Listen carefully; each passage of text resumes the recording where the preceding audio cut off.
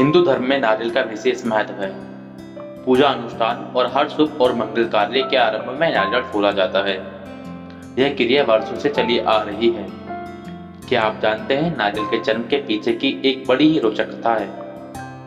नारियल के जन्म की कहानी प्रतापी राजा सत्यव्रत से जुड़ी हुई है। ईश्वर पर अटूट विश्वास रखने वाले राजा सत्यव्रत को स्वर्गलोक का अलौकिक सौंदर्य सदा आकर्षित करता था। वर्षों से पृथ्वीलोक से स्वर्गलोक जाने की कामना उनके हृदय में दबी हुई थी, किंतु ज्ञान के अभाव में वे उसे यथार्थ रूप में प्रेरित नहीं कर पा रहे थे। एक बार राजा सत्यव्रत ने राज्य में भयंकर सूखा पड़ा। इन स्थिति में राजा ने धन्य धान्य से अपनी प्रजा की भरपूर सहायता की। राजा की सहायता प्राप्त करने वाले में ऋषि विश्वामित्र का परिवार भी सम्मिलित था,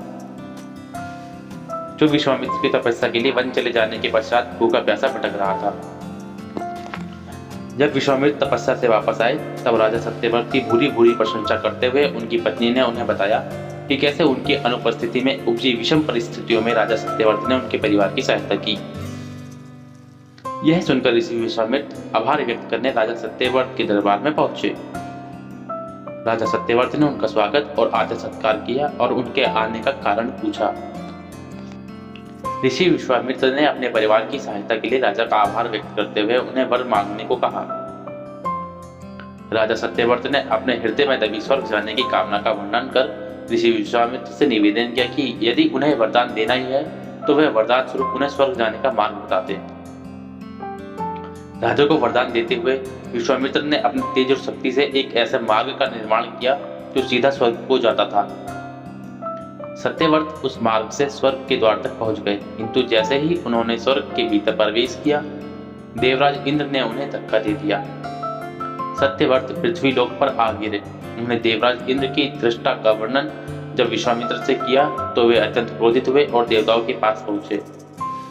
देवतागण विश्वामित्र का बहुत सम्मान करते थे, किंतु किसी मनुष्य को स्वर्गलोक में प्रवेश देने के वे तैयार नहीं हुए। अतः इस समस्या का एक हल निकाला गया। ऋषि विश्वामित्र ने पृथ्वीलोक और स्वर्गलोक के मध्य एक स्वर्गलोक का निर्माण करवाया जो राजा सत्यव्रत के लिए था। देवताओं को इसमें कोई आपत्ति नहीं थी। राजा सत्यव्रत भी प्रसन्न थे, किंतु नए स्वर्गलोक के संबंध में ऋषि विश्वामित्र चिंतित थे। उन्हें डर था कि कहीं तेज हवा के झोंके से उनका बनाया स्वर्गलोक डगमगा ना जाए। ऐसे में राजा सत्यव्रत पुनः पृथ्वी पर आ गिर पड़ेंगे।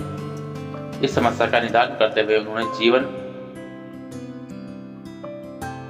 नवीन स्वर्गलोक को सहारा देने पृथ्वी लोक से नवीन स्वर्गलोक तक मजबूत एक खंबे का निर्माण किया। माना जाता है इस खंबे का तना बाद में एक पेड़ में परिवर्तित हो गया और राजा सत्यव्रत का सिर इसका फल बन गया। इस पेड़ को ही नारियल का पेड़ और राजा सिर को नारियल का फल माना जाता है।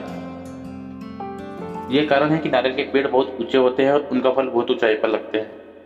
कथा अनुसार पृथ्वीलोक और स्वर्गलोक के मध्य लटके होने के कारण राजा सत्यव्रत को न इधर का न उधर का उपाधि दी गई।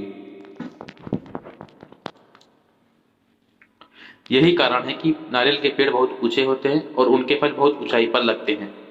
कथा अनुसार पृथ्वीलोक और स्वर्गलोक के मध्य लटके होने के कारण राजा सत्यव्रत को न इधर का न उधर का उपाधि दी गई। दोस्तों, कैसी लगी ये आपको जानकारी हमें कमेंट में जरूर बताइए और आप चैनल पर नए हैं तो सब्सक्राइब किए बिना मत जाइएगा। धन्यवाद।